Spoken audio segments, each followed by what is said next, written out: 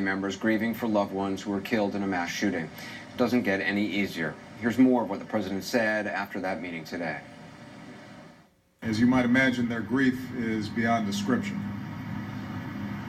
Through their pain and through their tears, they told us about the joy that their loved ones had brought to their lives.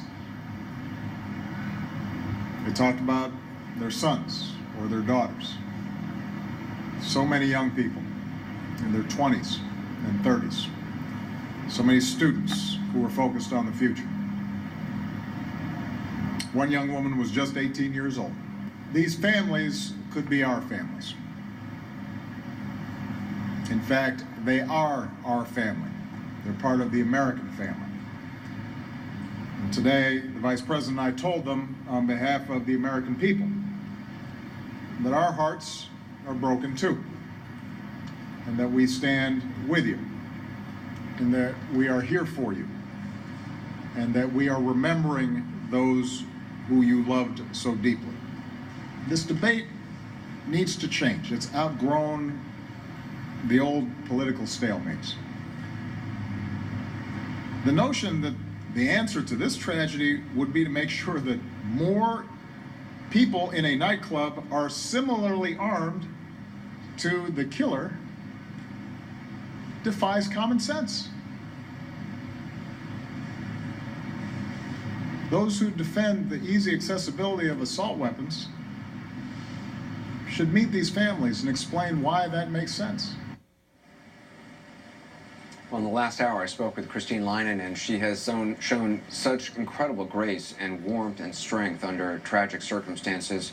Her son, Christopher, was killed at Pulse nightclub. He was just 32. His boyfriend, Juan Guerrero, was also killed. He was 22. They were deeply in love. They talked about getting married someday. I spoke with Christopher's mom and his friend, Brandon Wolf, who was there at the club that night. We were so moved by what they had to say, we just wanted to play you some of that interview again in this hour. Thank you so much for being with us, both of you. I appreciate it. What was it like meeting the president today? What did you say? It was amazing. I hugged him and I cried on his shoulder, literally cried on his shoulder. And he apologized for the lack of progress that he's tried to ban. He apologized? Yes, he did. And so did the vice president, because the vice president even was telling me and my boyfriend that, not Brandon. Your boyfriend who's come down to be with you, obviously. From yes. Michigan. But he said that he actually had an assault ban bill that either failed or it had passed and then it got repealed. So it's there. It's there. The ability to ban assault weapons is there. And I hear people say, well, cars kill people, we don't ban cars. Not the ridiculous, sublime to the ridiculous, knives kill people, we don't ban knives. But they have other purposes. We don't have a purpose for an assault weapon, except for at war. And now, are we at war? Are we willing to let our children be massacred?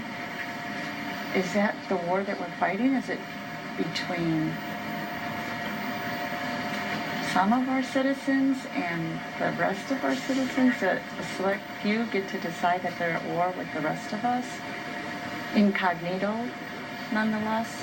I like that he didn't make it political. He didn't talk to us about politics. He didn't mention the shooter's name. I really appreciated that.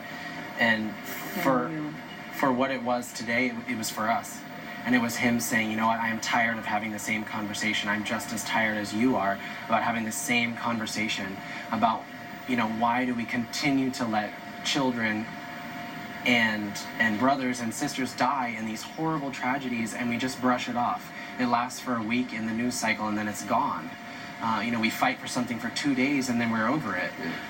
You know, that's what he was apologizing for, was, listen, I'm trying, I'm really trying, but, you know, here's where we are. We continue to allow this legislation to just sit there or collect dust, and we do no service to anyone who's in these tragedies. Can you tell me about Christopher? Yeah, he was my best friend in the world. How long have you guys known each other? We've known each other for a few years now, and we just instantly connected. I mean, he was always there for everything, right? For a laugh, for going out, for the times when I really needed somebody kind of on my side. And so that's my what I've decided to carry on, right? Is that legacy of love and compassion for other people. I don't spend my time hating people. I don't spend my time, again, thinking about the shooter or his name. I spend my time reminding those around me and those in America that might be dealing with similar things, that I love them, and that's it. You know, I get so many emails from friends and family and texts from people I don't know about you when you were on the other night, and about your strength and your ability to be standing here, to be upright, and to be talking about your son. What do the next couple of days hold for you? Well, I have my son's viewing at the funeral home, and then Viewing is tomorrow? tomorrow, and then the funeral mass is Saturday. So those are today was an emotional day with being at Juan's funeral as well. After visiting with the president was emotional, and then being at Juan's